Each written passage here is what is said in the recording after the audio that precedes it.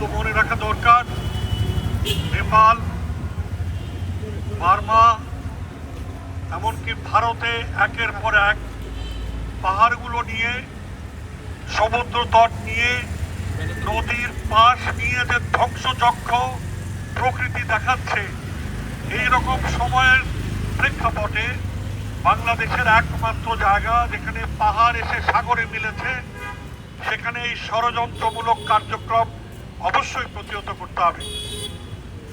আমাদের সরকার আইন প্রণয়ন করে, দলীয় গঠনতন্ত্রে এমনকি নির্বাচনী ম্যানিফেস্টোতে এ বিষয়ের সংবেদনশীলতার কথা বলে, এবং প্রধানমন্ত্রী প্রথমেই তার প্রথম বক্তৃতায় পরিবেশ ধ্বংস করে কোনো উন্নয়ন হবে না সেই ঘোষণা দেয়।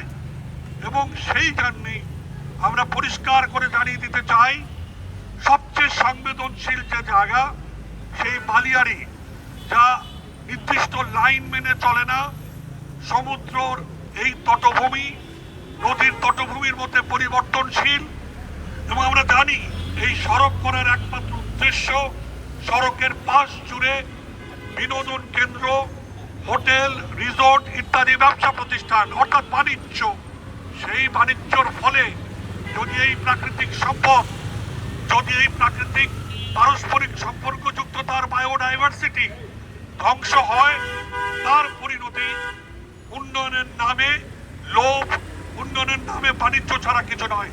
মনে রাখা দরকার, এই জায়গাগুলো এতটাই সংবেদনশীল, ইতিমধ্যে বিভিন্ন অংশে নদীর পাহাড় থেকে নেমে আসা ঢল ইত্যাদির কারণে দরিদ্র মানুষের আবাসন ধ্বংস হচ্ছে। কক্সবাজার সড়ক, কক্সবাজার রেলওয়ে ইতিমধ্যেই সেখানে একটি প্রাণঘাতী কার্যক্রমে পরিণত হয়েছে। সেটা পশু পাখির জন্যে, হাতির জন্য যেমনি করে তেমনি করে মানুষের জন্যেও, কৃষি জমির জন্যেও। সেই জন্যে এই বালিয়াড়িতে অসম্ভব এক্সপেন্সিভ বা খরচপূর্ণ কার্যক্রম বন্ধ করতে হবে, কারণ বালিয়াড়িতে সহজেই সড়ক নির্মাণ করা যায় না।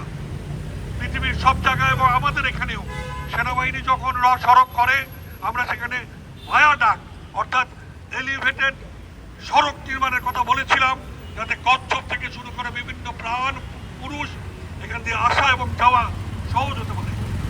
একই কাজ আমরা রেল লাইনের সময়ও বলেছি। আজকে আমাদের প্রত্যেকটি কথা সত্য হয়েছে।